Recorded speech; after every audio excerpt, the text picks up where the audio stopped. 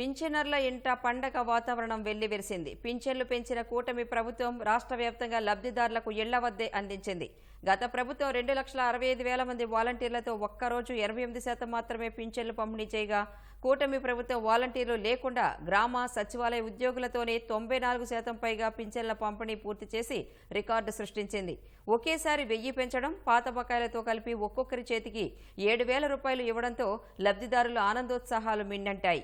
కొందరి కళ్లు కృతజ్ఞతతో ఆనంద బాష్పాలు రాల్చాయి.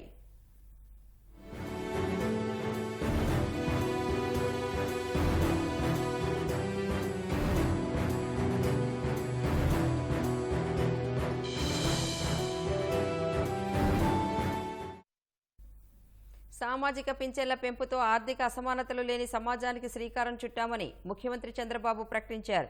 గుంటూరు జిల్లా పెనుమాకలో లబ్ధిదారుడి ఇంటికెళ్లి పెంచిన పింఛన్ అందించిన సీఎం పేదరికం లేని సమాజం దిశగా మరిన్ని కార్యక్రమాలు చేపడతామని భరోసా ఇచ్చారు. మళ్లీ 1995 నాటి ముఖ్యమంత్రిని చూస్తారని, అంతా రివర్స్ గేర్ నుంచి ఫ్రంట్ గేరుకు రావాల్సిందేనని తేల్చి చెప్పారు. మదాంతకారంతో ఆడబిడ్డలపై అఘాయిత్యాలకు పాల్పడే వారికి అదే చివరి రోజవుతుందని హెచ్చరించారు.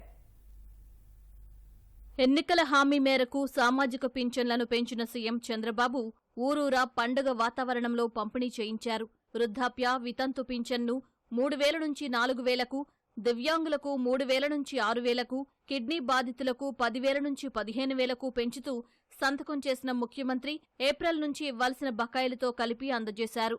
మంత్రి లోకేష్తో కలిసి గుంటూరు జిల్లా పెనుమాక ఎస్టీ కాలనీలోని బాణావతు పాములు కుటుంబానికి చంద్రబాబు తొలి పింఛన్ అందించారు. పాములకు వృద్ధాప్య పింఛన్, ఆయన కుమార్తెకు వితంతు పింఛన్ స్వయంగా ఇచ్చారు.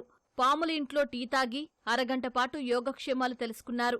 ఇంటి స్థితిగతులు చూసి చలించిన సీఎం వెంటనే ప్రభుత్వ ఇల్లు మంజూరు చేస్తూ పట్టా అందించారు. గవర్నమెంట్ ఇచ్చే సహాయం ఇస్తేనే మీరు 10 రూపాయలు అదనంగా సంపాదించుకొని ఖర్చు తగ్గించుకొని భవిష్యత్తుకు కూడా ఒక భరోసా ఉండేట్టుగా మీ కుటుంబం ఉండాలి.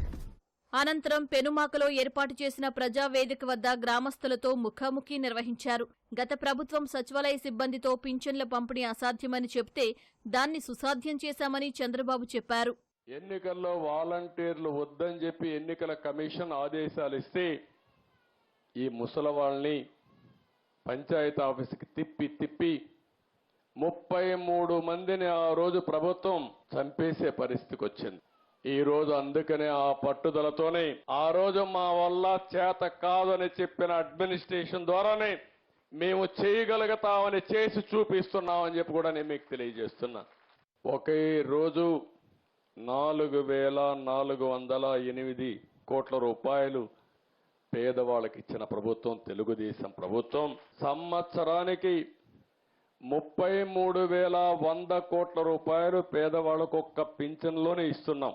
5 ఏళ్లు లెక్కేసుకుంటే 1,65,500 కోట్ల రూపాయలు పింఛన్ల ద్వారా ఈ పేదవాళ్లకు అందించే ప్రభుత్వం ఎన్డీఏ ప్రభుత్వం అని చెప్పి కూడా నేను మీకు తెలియజేస్తున్నా. ప్రజలు అండగా ఉంటే మరింత సంక్షేమం అందిస్తామన్న చంద్రబాబు ఇటీవల ఎన్నికల్లో ఇచ్చిన మెజారిటీ ఢిల్లీలోనూ ఉపయోగపడుతోందన్నారు. అభివృద్ధి చేసినప్పుడు గుర్తించడం లేదు, తర్వాత గుర్తిస్తున్నారు. హైదరాబాద్ ని బాగా అభివృద్ధి చేశాను. హైదరాబాద్ లో కూడా నాకు ఓటే లేదు. అప్పుడు మొన్న నన్ను జైల్లో పెడితే హైదరాబాద్ లో 1,00,000 మంది ప్రభుత్వం అడ్డపండా లెక్క పెట్టుకోకుండా రోడ్డు మీదకి వచ్చి నాకు సంఘీభావం తెలియజేశారు, కృతజ్ఞత తెలియజేశారు. నేను ఐటీని అభివృద్ధి చేశాను. 5-6 లక్షల రూపాయలు ఖర్చు పెట్టుకొని వచ్చి ఒక ఓటేసి వెళ్లారు. ఈ ఉత్సాహం ఎప్పుడు ఉండి మీరు మమ్మల్ని నడిపిస్తే ఈ రాష్ట్రాన్ని ఎక్కడికి తీసుకుపోవాలో అక్కడ తీసుకుపోయే శక్తి మాకు వస్తుందని చెప్పి కూడా నేను మీకు తెలియజేస్తున్నా. కడాన మన ఓట్లు ఢిల్లీలో కూడా ఉపయోగపడ్డాయి. మీరు ఇచ్చిన సీట్లు ఈరోజు ఎన్డీఏ కూడా కీలకమయ్యి పూర్తిగా మనకు సహకరించే పరిస్థితికి వచ్చారు. ఈ సందర్భంగా లోకేష్ ప్రస్తావించిన అంశాలపై చంద్రబాబు ఆసక్తికర సమాధానాలిచ్చారు. పరిపాలనలో వేగం పెంచుతానన్నారు. గత 5 సంవత్సరాలుగా పరదాల ముఖ్యమంత్రి చూసాం. ఇప్పుడు ప్రజల ముఖ్యమంత్రిని మనం చూస్తున్నాం. అధికారులు ఇంకా టైం పడుతుంది అనుకుంటా సార్ సెట్ అయ్యేదానికి. లేదు, సెట్ అయ్యారు. ఇంకా పరదాలు కడుతున్నారు సార్. పరదాలు ఎక్కడ వాళ్ళు బతిమలాడి అన్ని తీపిస్తారు కాదు. పరదాలు కడితే ఇంకొకసారి ఎక్కడన్నా చూస్తే కట్టిన వాళ్ళని సస్పెండ్ చేయడం తప్ప వేరే మార్గం ఉండదు. అంటే 5 సంవత్సరాలు అలవాటు కదా సార్, కొంచెం టైం పడుతుంది సార్. మీకు కూడా అందరికి అలవాటు కావాలి, వాళ్ళకే కాదు కొత్త కల్చర్ కి అందరూ అలవాటు కావాల్సిందే. ఇంకా టైం ఉండదు. రివర్స్ పోయే బండిని పాజిటివ్గా నడిపిస్తున్నాం. ఇంకా స్పీడ్ పెంచడం తప్ప ఎనిక్కిపోయే సమస్య ఎవరికి ఉండకూడదు. లేకపోతే ఒక షార్ట్ ట్రీట్మెంట్ ఇస్తే అందరూ సెట్ అయిపోతారు. నేను సిద్ధంగా ఉన్న షార్ట్ ట్రీట్మెంట్ ఇవ్వడానికి. నేను అందుకే చెప్పా 95 ముఖ్యమంత్రిని చూస్తారని. 4.0 95 అది గుర్తుపెట్టుకోవాలి. 95లో ఒకసారి మీరు చరిత్ర గుర్తుపెట్టుకోవాలి. అప్పుడు నువ్వు కూడా కుర్రాడివి, నీకు కూడా ఐడియా లేదు. అప్పుడు నా చరిత్ర గుర్తుపెట్టుకుంటే హైదరాబాద్లో బయలుదేరుతున్నానంటే రాష్ట్రం మొత్తం రెడ్ అలర్ట్ ఉండేది. అంత భయంకరంగా చేయను కానీ తప్పు చేస్తే మాత్రం ఎవరిని వదిలిపెట్టను. ఆడబిడ్డల జోలికొస్తే కఠిన చర్యలు తప్పవని హెచ్చరించారు.